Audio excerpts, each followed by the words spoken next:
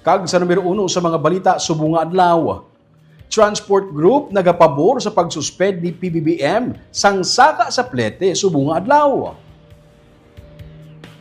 Pabor ang grupo sang United Negros Drivers and Operators Center pagkakaisa ng mga tsuper at operator nationwide o kung undok piston sa pagsuspend ni President Ferdinand Marcos Jr. sa pagpasaka sa amplete sa mga public utility vehicles. Ginsiling ni Rodolfo Gardosa Jr. ang chairperson sang undok piston Negros nga nagakadapat lang nga ginatras ni PBBM ang fare hike bangod hindi man ini makahatag sang long-term solution sa padayon nga pagsaka sa presyo sang gatong.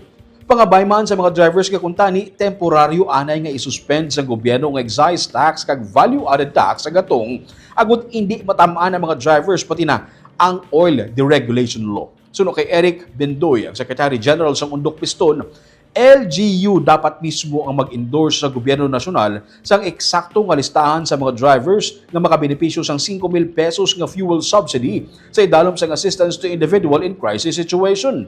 Bangod sa pagtibuok sang presyo sang gatong, ang sanguna nga 800 to 900 pesos nga ginansya sa mga drivers sa kada adlaw, yara na lang subong sa 200 to 300 pesos sa kada adlaw suno sa kay Bendoy. Nagkakangawa man sila nga sa posibilidad nga hindi sila madala sa ayuda sa gobyerno nasyonal bangod halos tanan nga mga drivers sa syudad sa Bacolod lakip ng kapin 200 ka mga drivers sa Undok Piston wala makonsolidate. Panawagan sa grupo nga kinahanglan magpatunga ang lokal nga panguluan sa Bacolod agud masiguro nga ang tanan nga mga drivers makabaton sa ayuda bilang bulig sa ila ginapangatubang nga kabudlayan sa karon. Kung naton lang tawon gid sa tuod nga sitwasyon, ang per hike nga ginpataas nila actually hindi na suficiente para sa amon ang piso nga ginpasaka. Siguro tama lang siguro nga iyakin atras anay ang ina nga mga pan para aton pagitunan kung anong nagakadapat gid nga himuon para makabulig sa aton mga driver kag operator.